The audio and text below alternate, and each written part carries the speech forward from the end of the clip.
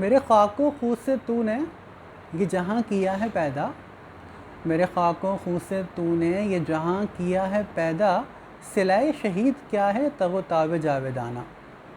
अस्सलाम वालेकुम फ्रेंड्स, कैसे हैं आप लोग? उम्मीद करता हूँ बिल्कुल ठीक होंगे। आपको वीडियोस पसंद आ रही हैं, इसका बहुत शुक्रिया। चैनल को ज़्यादा से ज़्यादा सब्सक्राइब, लाइक और शेयर कीजिए ताकि जो इंटरेस्टिंग वीडियोज़ हैं ये ज़्यादा से ज़्यादा लोगों तक पहुँच सकें। फ्रेंड्स, आज जिस मौजू पर आपसे बात करनी है वो मिन्हसुल कौम हमारे लिए बड़ा इंपॉर्टेंट टॉपिक है, बहुत अहम मौजू है। हम खुशनसीब हैं कि हम इस्लामी जमहूरिया पाकिस्तान के वासी हैं, जिस मुल्क को लाखों नहीं बल्कि करोड़ों कुर्बानियों के बाद हमने हासिल किया। फ्रेंड्स, एक वक्त था कि जब जज्बा हुब्बुल वतनी के नाम पर हमारे जहन में एक अलग तासुर आता था, एक अलग सी बिजली किसी हमारे अंदर दौड़ जाया करती थी। एक वक्त था कि जब यौम आज़ादी के मौके पर हमारे स्कूल हों, कॉलेज हों, जामियात हों, उनमें बाकायदा तौर पर सेमिनार मुनक्किद होते थे, बच्चों से टेबलोज़ करवाए जाते थे, तकारीर करवाई जाती थी। यहाँ तक कि लगता था कि हाँ, एक आज़ाद रियासत के आज़ाद लोग इस मुल्क की आज़ादी बना रहे हैं। 6 सितंबर को जज्बा हुब्बुल वतनी से सरशार कौम इस तरह से मनाया करती थी कि लगता था कि वाकई इस दिन हमने कुछ कारनामा सर अंजाम दिया था। इस दिन की मुनासिबत से भी बाकायदा तकारीब मुनक्किद होती थी, लोगों को पता होता था कि हाँ भाई आज 6 सितंबर है। 11 सितंबर को लोगों को कायद आज़म की याद सताती थी, तो 25 दिसंबर को लोगों को कायद आज़म की सालगिरह सताती थी। अलगर्ज़ ये तमाम दिन हम बड़ी इज़्ज़त व एहतराम और शान व शौक़त से मनाया करते थे। लेकिन अब क्या हुआ? अब मादियत परस्ती की वजह से हुआ है या हमारी ख्वाहिशात आड़े आ गई कि ये जज्बा हुब्बुल वतनी मान सा पड़ गया है।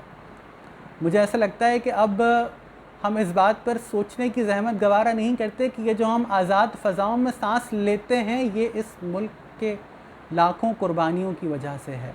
ये जो हम आज़ाद फ़ज़ाओं में सांस लेते हैं ये उस फ़ौज की वजह से है जिसने कभी राह नजात, राह रास्त, रज़्व अज़ब, कारगिल का महाज, 65 का महाज, 71 का महाज, अलगज़ कौन सा महाज नहीं था कि जब इस फ़ौज की ज़रूरत इस मुल्क को पड़ी और उसने इस मुल्क का साथ न दिया।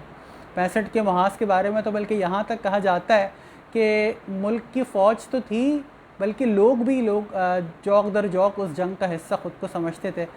मलिका तरन्नुम नूरजहाँ के नग़मे ए वतन के सजीले जवानों मेरे नग़मे तुम्हारे लिए हैं पर फ़ौज नहीं बल्कि लोग झूमा करते थे।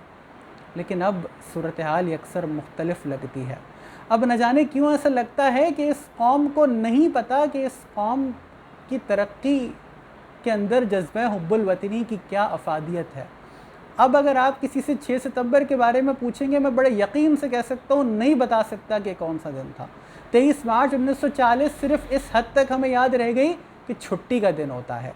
1 मई छुट्टी का दिन होता है, 14 अगस्त छुट्टी का दिन होता है, 6 सितंबर छुट्टी का दिन होता है, 11 सितंबर छुट्टी का दिन होता था, अब नहीं होता।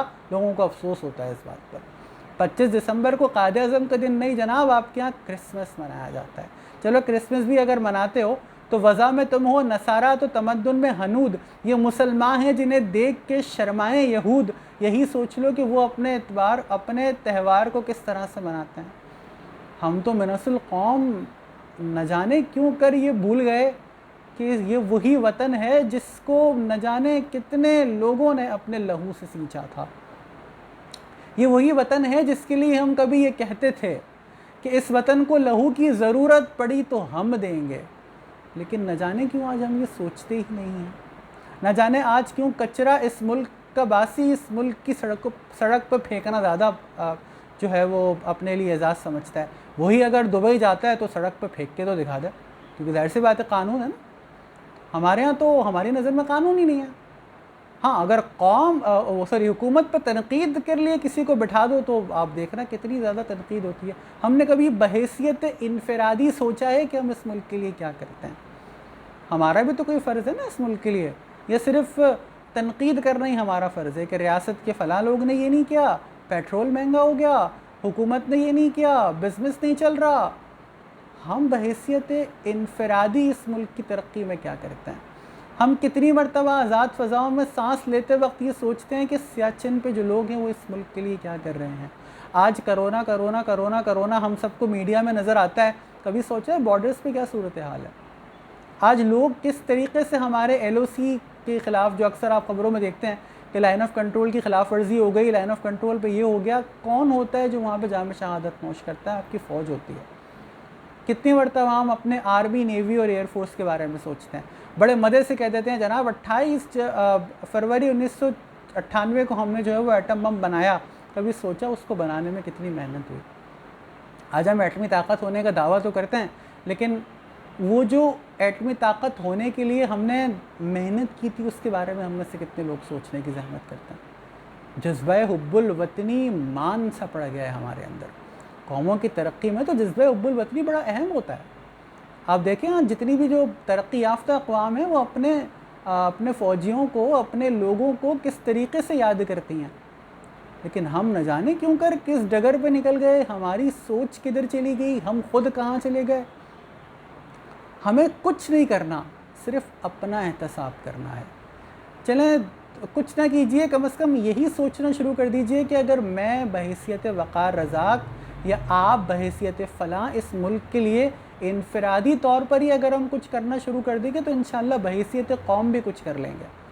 साने हैं APS, उमूमन हम इस तरह के वाक़यात अपने तक़रीर में कोट करते हैं, लेकिन क्या हमें एक होने के लिए किसी हादसे की ज़रूरत पड़ती है?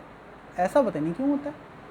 जब कोई हादसा होता है हम एक हो जाते हैं, फिर पता नहीं हम कहाँ चले जाते हैं। वो हादसा थोड़े दिन के लिए होता है, फिर उसके बाद वही हमारी अपनी पुरानी रिवायात। हम कितने खुशनसीब है कि हम नौजवान पर मुश्तमिल हैं हमारी कौम, लेकिन नौजवान को तो रातों को मोबाइल से फुर्सत मिलेगी तो वो कौम की तरक्की का सोचेगा ना। बहुत ज़रूरी है हमें ख़ुद का एहतसाब करने की। एक मरतबा सोच लीजिए कि ये जो आप आज़ाद फ़ज़ा में सांस ले रहे हैं ना, एक मरतबा तसव्वुर करके देखिए ज़रा बॉर्डर के पास बॉर्डर पे जो लोग होते हैं जो हमारी इस आज़ाद फ़ज़ा में सांस लेने को मुमकिन बनाते हैं, उनके बारे में, उनकी फ़ैमिलीज़ के बारे में एक मरतबा सोचिए, आपको लग पता जाएगा कि वो किस कर्ज से गुज़रते हैं। खैर हम तो उस पर तक पहुँच भी नहीं सकते। तो खुदारा इस मुल्क का सोचिए। इस मुल्क, हम खुशनसीब है कि हमारे पास 4 मौसम हैं, हम खुशनसीब हैं कि हमारे पास पुरफ़िज़ा मकामात हैं, हमारे पास बेहतरीन आर्मी, नेवी और एयरफोर्स है। तो इस मुल्क की कदर कीजिए, इस मुल्क को अपना समझिए और इस मुल्क की तरक्की में इनफ़रादी और इज्तिमाई तौर पर किरदार अदा कीजिए। चैनल को सब्सक्राइब नहीं किया तो सब्सक्राइब कीजिए, लाइक कीजिए, शेयर कीजिए और ज़्यादा से ज़्यादा इस वीडियो को शेयर कीजिएगा, ताकि क्या पता हमारी इस काविश से कोई एक पाकिस्तानी बन के सोचने की कोशिश करे। खुदा करे कि मेरी अर्ज़ पाक पर उतरे, खुदा करे कि मेरी अर्ज़ पाक पर उतरे वो फ़स्ल गुल कि जिसे अंदेशा ज़वाल ना हो।